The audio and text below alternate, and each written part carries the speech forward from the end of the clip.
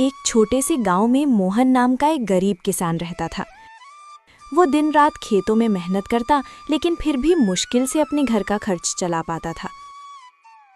सुबह होते ही वो हल लेकर खेत में लग जाता, पसीने और चिंता के साथ अपनी जिंदगी को जैसे तैसे आगे बढ़ाता रहता। मोहन की पत्नी सरला एक सीधी साधी और समझदार महिला थी, जो हर हाल में घर संभालती थी।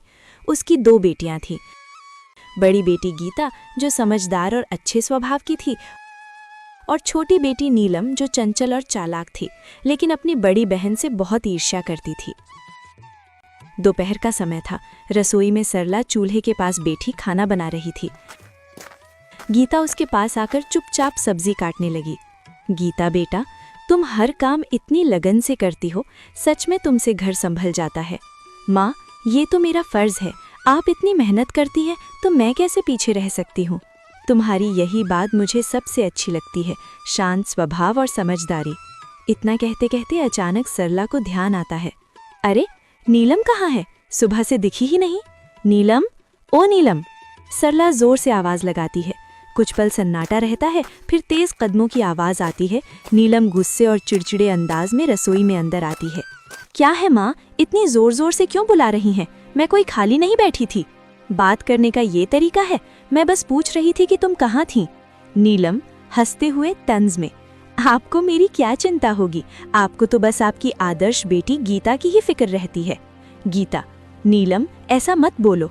नीलम गुस्से में बीच में काटते हुए, आप चुप ही रहो दीदी, हर वक्त अच्छी बनने का नाटक मत किया करो। सबके सामने सीधी साधी बनती हो और सारी तारीफें भी तुम ही ले जाती हो।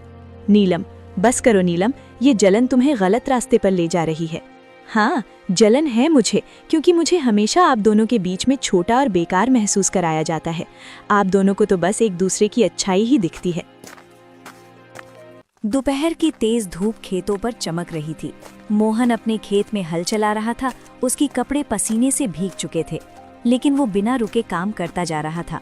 चारों तरफ सन्नाटा था, बस बैलों की धीमी चाल और हल्की मिट्टी चीरने की आवाज सुनाई दे रही थी। थोड़ी देर बाद मोहन रुका, अपने माथे का पसीना पोंछा और आसमान की ओर देखने लगा। हे भगवान, इस बार तो दया कर देना। हर साल की तरह इस बार भी अगर फसल खराब हो गई ना, तो घर चलाना मुश्किल हो जाएगा। बच्चों की जिम्मेदारी है, घर का खर्च है, कब तक यूं ही जैसे तैसे चलता रहेगा। वो गहरी सांस लेकर फिर आसमान की ओर देखता है। बस भगवान, इस बार कोई मुसीबत मत आने देना। बारिश समय पर हो जाए, फसल अच्छी हो जाए, ताकि मेरे बच्चों को थोड़ा अच्छा जीवन दे सकूं। इतना कहकर वो फिर से काम करने लगता है। तभी दूर से कोई आवाज लगाता है, अरे मोहन! मोहन मुड़कर देखता है। उसका दोस्त रामलाल उसकी तरफ आ रहा होता है।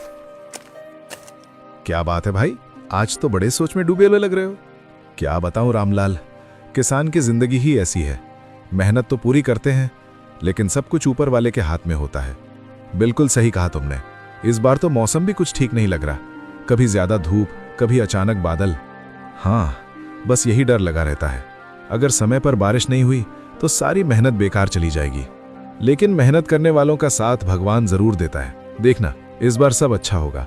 थोड़ा माहौल हल्का होता है, फिर रामलाल मुस्कुराते हुए पूछता है, अच्छा छोड़ो ये सब, बताओ घर पे सब कैसे हैं? भाभी जी और तुम्हारी दोनों बेटियां कैसी हैं? सब ठीक हैं।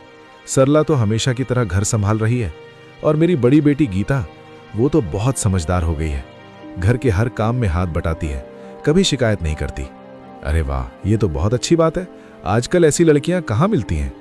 हाँ, लेकिन छोटी वाली नीलम, उसका स्वभाव थोड़ा अलग है, चंचल है और कभी कभी गुस्सा भी जल्दी आ जाता है। समझाने की कोशिश करता हूं, लेकिन उम्र भी तो ऐसी है।